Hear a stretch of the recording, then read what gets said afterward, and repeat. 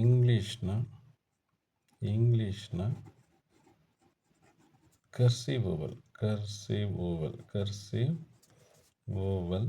ಇಂಗ್ಲೀಷ್ನ cursive oval I ಬರೆಯುವುದು ಹೇಗೆ cursive oval I ಈ ರೀತಿಯಾಗಿರ್ತದೆ. ಐಗೆ ನಾನಾ ರೀತಿಯಾದ ಏನು ಆಕಾರಗಳಿವೆ. ಈ ರೀತಿಯ ಏನು ಬರುತ್ತಾರೆ ಇದನ್ನು ಕ್ಯಾಪಿಟಲ್ ಐ ಅಂತ ಹೇಳ್ತಾರೆ. ಆನಂತರ ಇದು ಈ ರೀತಿಯಾದ ಐ ಇದೆ, ಇದನ್ನು ಕರ್ಸಿವ್ ಐ ಅಂತಾರೆ ಅಥವಾ ಸ್ಮಾಲ್ ಕೇಸ್ ಐ ಅಂತ ಕೂಡ ಹೇಳ್ತಾರೆ.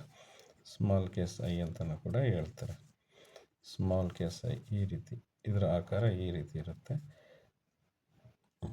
ಇದನ್ನು ಬರೀಬೇಕಾದ್ರೆ ಮೂರು ಅಡ್ಡಗೆರೆಗಳನ್ನ ಈ ರೀತಿ ಹಾಕ್ಕೊಳ್ಳಿ. ಮೂರು ಅಡ್ಡಗೆರೆಗಳನ್ನು ಸ್ವಲ್ಪ ಈ ಕೆಳ ಅಡ್ಡಗೆರೆ ಇದೆಯಲ್ಲ, ಕೆಳ ಅಡ್ಡಗೆರೆ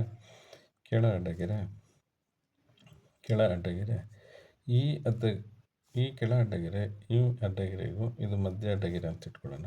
ಅದು ಸ್ವಲ್ಪ ಮಧ್ಯ ಇಲ್ಲ, ಅದು ಸ್ವಲ್ಪ ಮೇಲಕ್ಕಿದೆ, ಅಂತರ ಸ್ವಲ್ಪ ಜಾಸ್ತಿ ಇರುತ್ತೆ, ಅಂತರ ಹೆಚ್ಚಾಗಿರುತ್ತೆ. ಸೊ ಈ ರೀತಿ ಬರ್ಕೊಂಡು ಇಲ್ಲಿಂದ ಪ್ರಾರಂಭವಾಗಿ ಕರ್ಸಿವ್ ಐ ಅಂತಾರೆ ಇದನ್ನು. ಇಲ್ಲಿಂದ ಪ್ರಾರಂಭವಾಗಿ ಹೀಗೆ ಹೋಗಿ ಮತ್ತೆ ಈಗೊಂದು ಕೆಳಗಡೆ ಒಂದು ಸಣ್ಣ ಸಿ, ಆರೋ ಮಾರ್ಕ್ ಈಗ ಹಾಕಿರ್ತೀನಿ ಯಾವುದಕ್ಕೂ.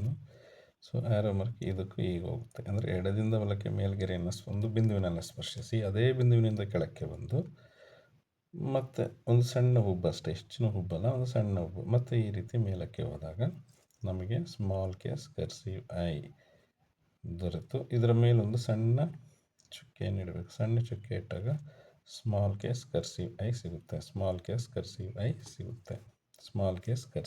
ಸಿಗುತ್ತದೆ.